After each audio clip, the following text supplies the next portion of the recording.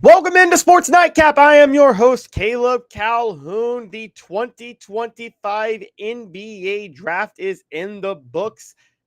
Just like the last time I talked to you guys, the 2025 NBA Finals and the 2024-25 NBA season was in the book. So we're going to talk about the NBA draft.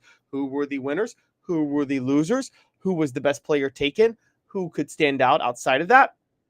We're going to make separate segments on that, and we are going to also talk about Justin Tucker. His suspension is official. It is a 10-game suspension, but I have some interesting takes with Justin Tucker that you guys might be intrigued by. So we're going to talk about that. So hit that like and subscribe button, ring the bell, turn your notifications on, tell a friend. We have got a lot to get to, a lot to talk about. Let's dive in straight up.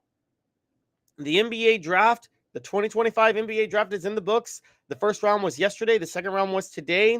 Cooper Flagg was the star. The first pick out of Duke went to Dallas. It's almost like Dallas is not missing a beat after trading Luka Doncic. They now have Cooper Flagg and Anthony Davis on their roster. Dylan Harper went second to the Spurs. VJ Edgecombe to the Sixers was the third pick.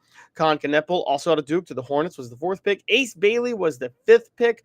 Harper and Bailey both out of Rutgers. Trey Johnson out of Texas was the sixth pick. Jeremiah Spears out of Oklahoma was the seventh pick. Igor Demon out of BYU, the eighth pick. Colin Murray Boyles out of South Carolina, the ninth pick. Kamal Malak out of Duke again was the 10th pick. So, who is the biggest star out of this draft? I hate to be cliche. I hate to be obvious. I haven't stood 10 toes down on this every time I've covered an NBA draft, but Cooper Flagg is the best pick in this draft. He laps the field for the top 10. I got to be honest. I don't think it's close. Okay. And I don't think it's close for a few reasons.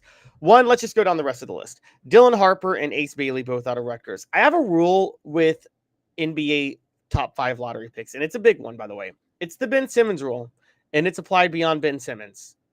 If you are a true top 5 pick in the NBA draft, you should be good enough in college to get your team to the NCAA tournament. Dylan Harper and Ace Bailey were teammates. They didn't just not get Rutgers to the NCAA tournament. Rutgers had a losing record last year, okay? So how can you look at Rutgers and see what they did and think that these two are deserving of being top 5 picks in the NBA? I mean, I'm sorry. That's just absolutely ridiculous. It's a massive bust and a disappointment to even suggest that they should be top 5 picks. I think, again, if you are a true 5-star, if you are a true top 5 pick, you can get a team to the NCAA tournament. If you're one of two, you can easily get a team to the NCAA tournament, and you certainly should not be having a losing record. So I'm writing off Dylan Harper and Ace Bailey immediately. VJ Edgecombe out of Baylor, I think probably is the second best pick in this draft of all of them. I think VJ Edgecombe out of the Bahamas is a very, very good pick. Baylor didn't have a lot of success, but I think VJ Edgecombe himself, a little bit raw, but he did at least get them to the NCAA tournament. Had 15 points, was 34% from three, a 6'5 guard, 6'5", 180. I think coming out of the Bahamas and then playing in Long Island, I think if he develops, he can end up being a very solid guard. So VJ Edgecombe is my second best player on this. Con Kneppel is my third if we're just going down this list. Cooper Flagg and Con Kneppel, I know you could say if the two of the top 3 best players in the NBA draft are there, how did they not go win it all in the NBA in the national title? How did they blow that 9-point lead to Houston? Well, they blew that 9-point lead to Houston because of absolutely horrendous coaching by John Shire down the stretch, okay, including giving the ball to Tyrese Proctor. So I don't put that on them at all. So Cooper Flagg, Con Kneppel, totally fine with them being top 5 picks. Trey Johnson out of Texas, again, poor coaching, but a very good player. Okay, I'm Trey Johnson, I would say, is probably competes with VJ Edgecombe and Con Kneppel. He's right there. They're all in that second tier of top tier players just behind Cooper Flagg. But Trey Johnson averaged 20 points at Texas, was an elite 3-point shooter, 39.7% from 3. Another long guard, 6'6", 190. The problem with Trey Johnson was his shot selection from 2 wasn't good, but a part of that was just, again, bad coaching. That'll improve as he gets to the next level. Beyond Trey Johnson, Jeremiah Fears was the 7th pick. I'm sorry. Jeremiah Fears, I have no faith in whatsoever. He shot 28% from three this year at Oklahoma. If you are going to be any sort of reliable backcourt player, even with him at 6'4", the love for him is that he's a point guard who's 6'4". I don't care. You shoot 28%. You shoot 28%. You have no business playing at this level. Igor Demon, another freshman, is a average 5.5 assists a game, to his credit, 10.5 points a game, but 41.2% from the field, 27.3% from three. Again, if you're that inefficient shooting the ball, I got no faith in you, so I'm not high on him. Colin Murray Boyles, a 6'7" power forward, role player, not that valuable of the top 10 pick. So taking all that into account, I think when you look at this draft class, I think there are 3 good picks: VJ Edgecombe, Con Knuppel, and Trey Johnson. Love all them. So just so people know, I haven't spelled this out. VJ Edgecombe has gone to the Sixers. Great pickup for the Sixers. I think he's a developmental project. Won't be great immediately, but will be great within a year. Okay. Con Knuppel to Charlotte. I think Charlotte got a great pickup there. Great job for Charlotte. Washington, the Wizards picked up Trey Johnson. Washington unloaded everything this year, and landing Trey Johnson was a great pickup. I think that's a great move for their future. But the big story of this is Cooper Flagg. And let me just be honest straight up. Cooper Flagg is the best player in this draft, bar none. And Cooper Flagg is a home run number 1 draft pick. I think he's going to be a superstar very quickly in the NBA. A lot of things I love about Cooper Flagg, just talking about his game in college. One, I mean, the 2-to-1 assist to turnover ratio for a power forward is a huge deal. That's a big deal. Average over 4 assists as a post player and 2.1 turnovers. He'll probably get better on that. Elite shooter at 6'9", 84% from the free throw line, 38.5% from three. And I actually think that'll go up in the NBA, even though the 3-point line moves back. Very clearly the best player in college basketball last year. Very clearly. And Dallas won this so hard. The Luka Doncic trade is going to work out in the end. Book it. Cooper Flagg will end up being better than Luka Doncic. Okay, I'm just sorry, he will. He's a better overall player than Luka Doncic. He's a better passer. He's going to be as good of a shooter when it's all said and done. Okay, now you could make the case. Let me be clear on this, that Con Knuppel is an actual better player, more efficient player. He was a better shooter, to be fair, but he wasn't as good of a passer, and he wasn't as good of a defender as Cooper Flagg, and he wasn't as long as Cooper Flagg. So if Cooper Flagg just slightly improves his shooting, he'll be better than Knuppel, and that's why I think he went number 1. Dallas having Cooper Flagg is just, again, I can't stress this enough. That's a huge deal for them, okay? They could have the modern day version of the Twin Towers with Cooper Flagg and Anthony Davis. That's not a thing anymore. Okay, Twin Towers aren't a thing, but if Anthony Davis can stay healthy, that could be an unstoppable interior presence that totally changes the game in the way the NBA is looked at, because everybody's going for spacing now, as everybody's going for excitement. You could have Cooper Flagg and Anthony Davis down in the post. I just think that would be an incredible duo, an incredible 2 guys that could be absolutely dominant. And yeah, I mean, look, I'm sorry. It's you can say hindsight's 2020 and they got lucky with hindsight, but that does validate trading Luka Doncic. Cooper Flagg and Anthony Davis are with our down low is make for a better team than just Luka Doncic. They do. Sorry. And when you add in Kyrie Irving, if he's fully healthy, I mean, this team could win a title next year, guys. I'm not kidding. Now, Cooper Flagg as a rookie won't be as good as I think he's going to be, but I still think he'll be very good as a rookie. And pair him with Anthony Davis, assuming Davis stays healthy, which, by the way, could help that less pressure is going to be off him now. And then you got Kyrie, assuming Kyrie stays healthy. Again, 2 big assumptions, but with Cooper Flagg, a lot of pressure is taken off those other guys.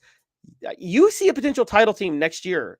Cooper Flagg to Dallas could be very similar to Magic Johnson to the Lakers. For those who don't know, Magic Johnson was drafted by the Lakers, went to a good situation, and won a title his first year there. You could really see that with Cooper Flagg in Dallas, given what he's going to and given how good I think he is. And Cooper Flagg, like Magic Johnson, is 6'9". So watch out. Don't be shocked if that happens. I know that's crazy to say, but Cooper Flagg is 6'9". I think he immediately makes Dallas a title contender. Now, who's the biggest winner and loser of the NBA draft?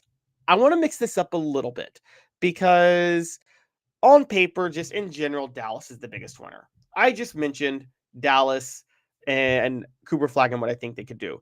So I don't want to be that obvious, though. So beyond Dallas, who we all know is a winner, who is the biggest winner and who is the biggest loser of the NBA draft? Okay. The biggest winner of the NBA draft beyond Dallas are the Memphis Grizzlies. Yes, I said it. The Memphis Grizzlies are the biggest winners of the NBA draft beyond Dallas. What they did to trade up to get Cedric Coward was incredible. Okay, incredible. I think that's a really, really, really, really big deal.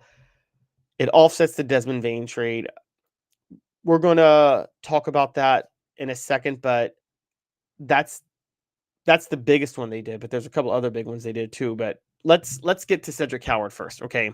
Cedric Howard is, and by the way, it's not Cedric Howard, Cedric Coward. He is a 6'6" wing guy who at Washington State last year shot 40% from three, 84% from the free throw line, averaged 17.7 points, okay, and 557 from the field. A very efficient shooter, had one of the best effective field goal percentages in the nation at 656, and it was 644 the year before.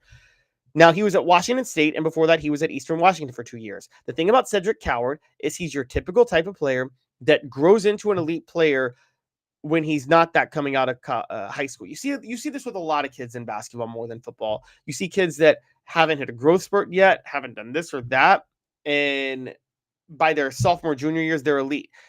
It's underrated because of the one and done era. You look at guys and try to see how ready they are immediately, but college basketball is just like college football, where in a lot of college football situations, a lot of people don't break out until their sophomore and junior years because they got to hit a growth spurt and they weren't highly touted as recruits. It's not, it seems weirder in the NBA, but I think Cedric Coward is that guy. And obviously Memphis has Ja Morant, who had his own little spurt at Murray State when he was not recruited high. If Ja Morant can stay healthy, Cedric Coward coming in with Jaren Jackson Jr. and Ja Morant could make for a great lineup. And by the way, this totally offsets the Desmond Bain trade. Now, Cedric Howard, to be fair, only played 6 games with Washington State last year. We have to be, so he was dealing with he was you're really looking at what he did at Eastern Washington, but he was coming off an injury that it was a shoulder injury, so you have to hope that his shot is there. But I think that's why he fell down to number 11. And look, what he did at Eastern Washington is why Washington State wanted him so bad last year, because before that he was at Eastern Washington. He averaged 15.4 points per game, 38.3% from the field, from 3-point range, excuse me, and 644 effective field goal percentage. Look, Cedric Howard, you got an athletic wing who can shoot.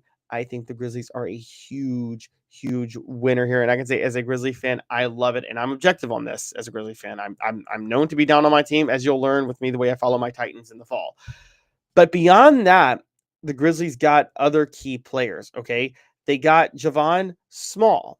Now, Javon Small is a very good shooter, not the most efficient from the field, 41.8% from the field, but he is 35.3% from three, and that could get better. And he averaged 5.6 assists last year. I think Javon Small is a bit of a project who could end up being very, very good coming out of Indiana. Played at East Carolina, Oklahoma State, and West Virginia. Hasn't had always the best coaching, but I do think with Javon Small, you are going to end up seeing him get much, much better as the year goes on. And last year, that 41.8% from the field, homeboy shot nearly 7.5 threes a game. Okay, so let's be fair on that. I do like Javon Small. And then Jemai Meshack, who they got out of Tennessee, who is a very solid wing player, I like too. So between the three of them, I think Memphis has a great, great pick. And Meshack is actually officially to Houston, so excuse me. So Memphis and Memphis landing Javon Small and Cedric Coward. I take that back. No, Memphis is getting Jemai Meshack. Okay, so yeah, no, another great wing player. That's a great pickup for them. Mr. Irrelevant for the NBA draft, if you will, but they landed him. I think Memphis is a huge winner. The biggest loser of the NBA draft, and this is a hot take. Are you guys ready? Fasten your seatbelts. The San Antonio Spurs. Yes, that's right. The San Antonio Spurs are the biggest losers of the NBA draft, and that is my hot take. And I don't really care what anybody thinks about it, okay?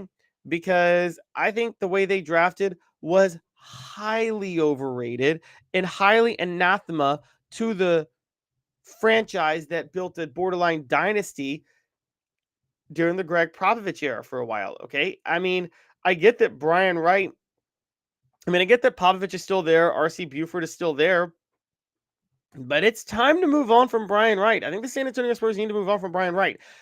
Let's look at what they did. I just talked about why I don't believe in Dylan Harper. Okay, Dylan Harper, again, part of your production is being able to get your team to the NCAA tournament in college. And if you can't do that, if you can't get your team to the NCAA tournament in college, you're not a top 5 pick.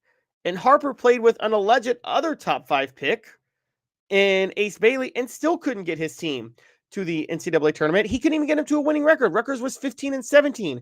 So how are you going to sit there and say he's the second best player in the NBA draft and the Spurs picked him second? That's not going to be complimentary of Victor Wembanyama. I don't believe it for 1 second.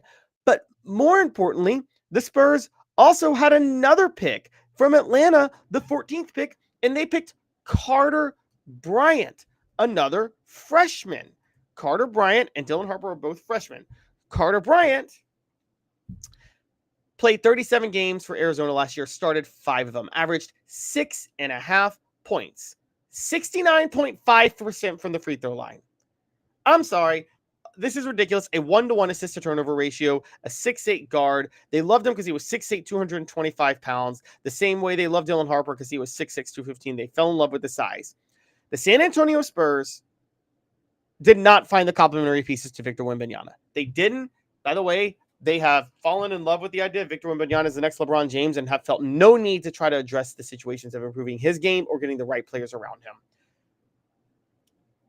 With Brian Wright taking over in 2019, the San Antonio Spurs have completely deviated from a very key thing that always made them great. And that is the fact that they valued production at other levels before they drafted people under Greg Popovich. They drafted Tim Duncan after he was a 4-year player. They drafted Kawhi Leonard after 2 productive years at San Diego State. They went after DeJuan Blair after a very productive career at Pittsburgh, and that helped them get the best record in the NBA in 2010, 2011. Now they draft solely off potential. They went from the franchise that drafted 4-year guys and proven guys in college to drafting a lottery pick who couldn't even carry his team to a winning record and another player who came off the bench and couldn't even average 7 points a game. That is a complete departure from everything the San Antonio Spurs represents, and it's why they are going to remain down in the dumps as a franchise, even with RC Buford and Greg Popovich there. I think it might be time to move on from Greg Popovich. I don't think this franchise is the same franchise that it was when Greg Popovich was the head coach. It's just not run as well. I'm sorry. What Brian Wright is doing there is not worthy of celebrating. RC Buford needs to take back over the franchise, and Greg Popovich needs to take back over because part of this falls on Greg Popovich too. The Spurs are the clear-cut losers of the NBA draft. I don't even think it's close, honestly. I don't even think it's close. And they have completely disgraced everything they stood for when they went and won those 5 rings, given everything that's happened. So I think the Spurs are the biggest loser. The Grizzlies are the biggest winner. Finally, former Ravens kicker Justin Tucker has been suspended from the NFL for the first 10 weeks of the 2025 regular season. The NFL reportedly found out that he violated its personal conduct policy on Thursday. The league reported that. He can serve the suspension as a free agent and is free to sign with an NFL team. If he were to sign, he could attend training camp and play in preseason games before the suspension starts August the 26th. He'll be eligible for reinstatement on November the 11th. At 35, Tucker, age 35, was accused of sexual misconduct by 16 massage therapists from 8 high-end spas and wellness centers in the Baltimore area, according to the Baltimore Banner. All of the alleged misconduct reportedly occurred between 2012 and 2016 during Tucker's first 5 seasons in the NFL. Tucker's team says they're disappointed with the NFL's decision, but one massage therapist says they don't think it's enough. It's obviously he said, she said to a certain degree, but there were, just like Deshaun Watson, way too many accusations to think that there's not something much more significant there. So Justin Tucker, the suspension is warranted. I think maybe the NFL should have done more, but my big question is, where's the legal system in this? Why has the legal system not stepped up to try to investigate Justin Tucker a little bit more if these cases are that serious? Now, the Ravens cut Tucker with 3 years remaining on a 4-year, $22 million contract extension. Baltimore's gotten a bit of a weird history recently with players that are scandal ridden. I mean, back in 2014, the Ray Rice incident happened on the elevator. He was only suspended 2 games. Then the tape came out and he was suspended for the year. Ravens cut him or released him. He was never back in the NFL. Justin Tucker, suspended and cut with years on his contract with the Ravens, and doesn't get a suspension that many people think was deserved. Here's what's interesting about both of them. The Ravens cut him after they had clearly lost a step. The Ray Rice thing happened. Ray Rice had a massive drop-off in production in 2013 before that happened in 2014. Massive drop-off. Was just not the same player, as is typical for running backs. Justin Tucker had far and away his worst year ever last year, kicking 73.3%. That was his field goal percentage. He was 6 of 11 from 50, 5 of 8 from 40, just not something he does. And he missed 2 extra points after missing 1 in 2023. By the way, there's a key reason that Justin Tucker's production has dropped significantly over the last couple of years.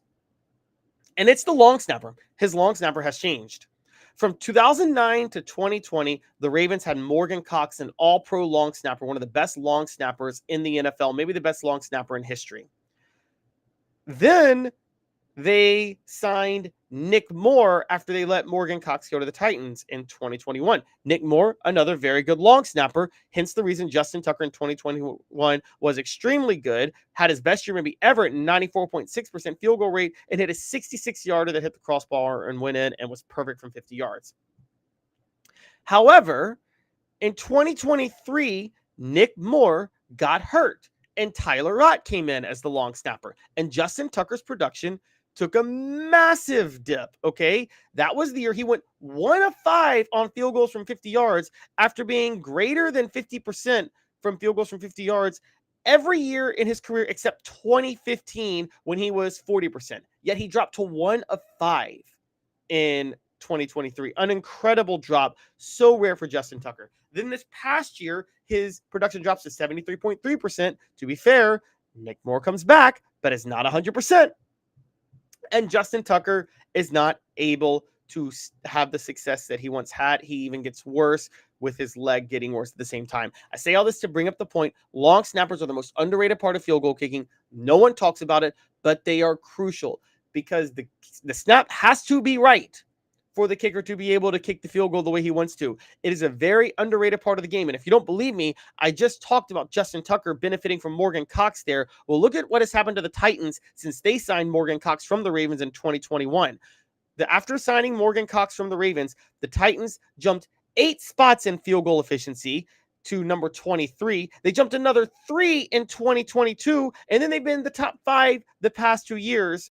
That was with Randy Bullock in 2021 and 2022 and Nick Folk in 2023 and 2024. Before that, though, before they got Morgan Cox, in 2019, Ryan Suckup was at 16.1% with them. Ryan Suckup managed to go to Tampa Bay and win a Super Bowl at over 90% field goal kicking in 2020. After Ryan Suckup, they had Steven Gostkowski, a Hall of Fame kicker, and yet their field goal kicking efficiency was still next to last in the NFL in 2020.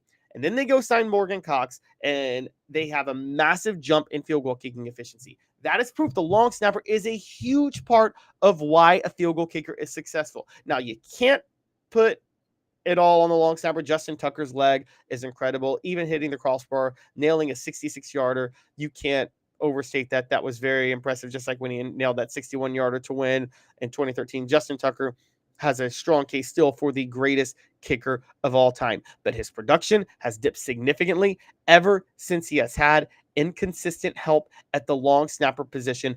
That is not an accident. That is not an accident. The long snapper is a very important part of special teams, and it's one to be addressed. So because of that, I'm not so sure Justin Tucker is going to get, when you combine that dip and what's been exposed and his age, I'm not so sure Justin Tucker is going to get a job anyway, because Justin Tucker's talent no longer outweighs the scandal that comes with him. It's just the way it is. And I think he could be in big trouble because of that.